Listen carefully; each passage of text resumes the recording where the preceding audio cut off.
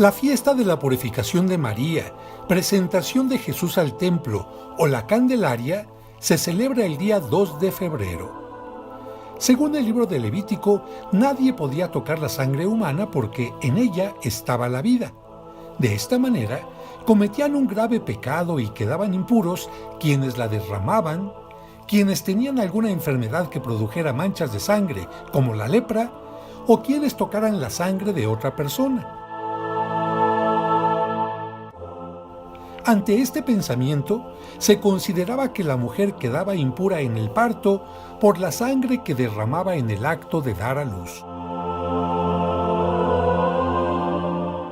Para purificarse, el capítulo 12 del Levítico ordenaba que la mujer esperara 40 días si había dado a luz a un niño y 80 días si había sido niña. Después del tiempo estipulado, los padres deberían presentarse en el templo de Jerusalén para cumplir con el rito de purificación, llevando consigo una ofrenda prescrita por la ley. La ofrenda consistía en 2 animales. Uno debía sacrificarse y el otro se dejaba en libertad. Quienes tenían posibilidades económicas debían llevar un cordero y una paloma. A la gente humilde solo se le pedían 2 pichones o 2 tórtolas. Con el primer animal sacrificado se rociaba a la paloma o tórtola y después se le soltaba para que volara en libertad.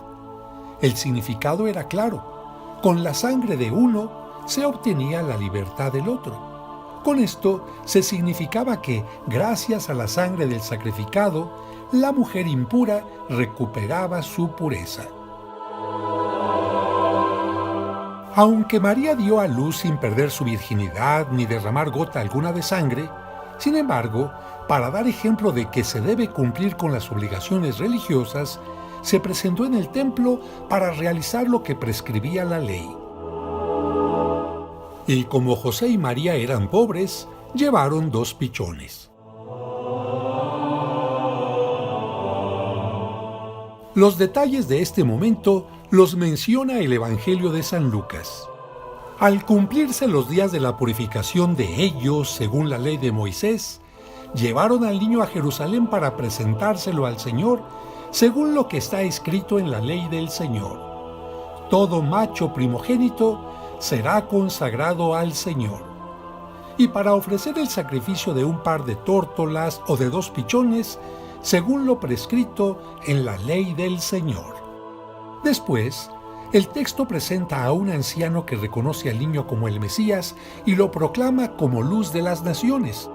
Así dice el texto: había por aquel entonces en Jerusalén un hombre llamado Simeón, hombre justo y temeroso de Dios, el cual estaba esperando el consuelo de Israel, y en él habitaba el Espíritu Santo. El Espíritu Santo le había revelado que no moriría sin haber visto antes al ungido del Señor.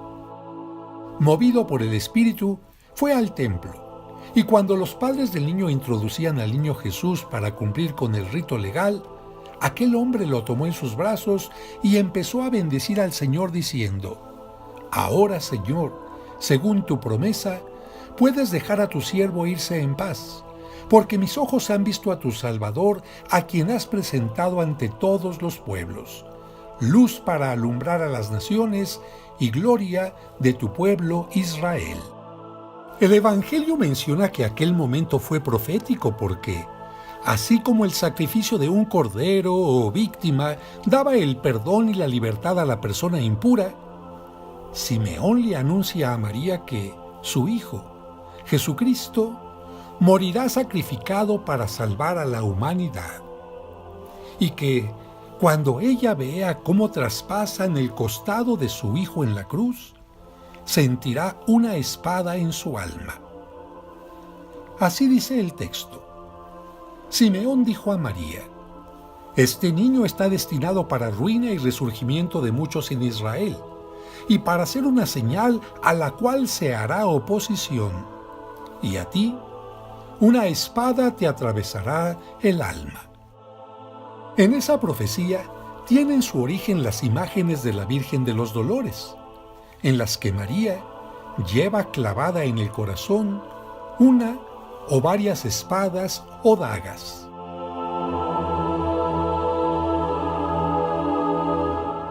La fiesta de la presentación del Señor, llamada también por algunos de la purificación de María, se celebra el 2 de febrero, 40 días después de la celebración del nacimiento de Cristo. Como el Evangelio del día habla de la purificación de María, la fiesta tuvo inicialmente un carácter penitencial, por lo que, para purificar su vida, los fieles se acercaban al sacramento de la reconciliación, llamado también penitencia o confesión.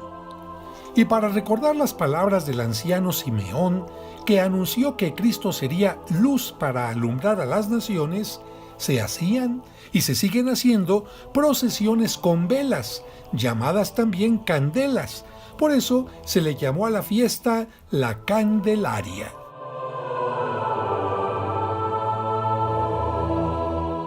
En México, la celebración se enriqueció con otros elementos porque, como casi en todos los hogares se coloca el nacimiento, las familias levantaban este día la imagen del Niño Dios y la llevaban al templo para que fuera bendecida, recordando así la presentación del niño al templo, y no podían faltar las velas o candelas.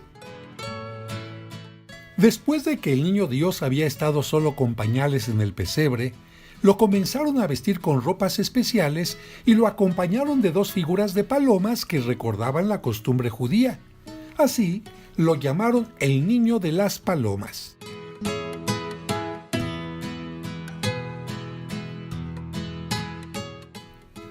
Más tarde, lo vistieron de advocaciones de Cristo, Sagrado Corazón,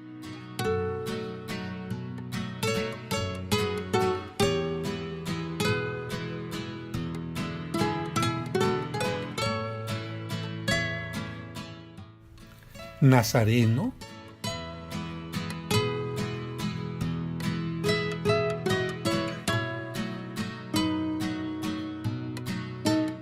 Cristo Sacerdote,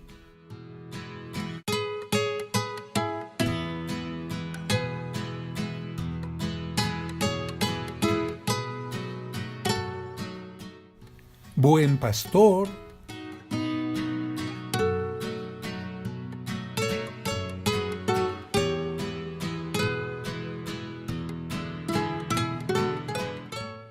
Señor de la Misericordia,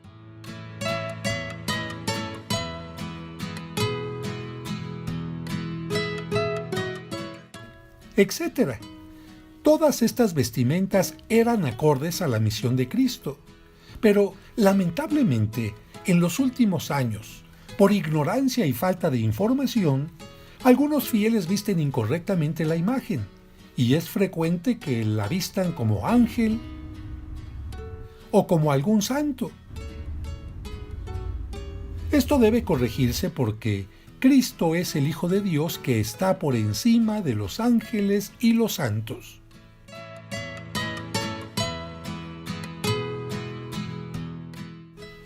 Actualmente hay una bendición especial para los niños y las niñas porque ellos son la mejor imagen del Niño Dios en las familias. Vivamos nuestras tradiciones y cuidemos de no caer en errores.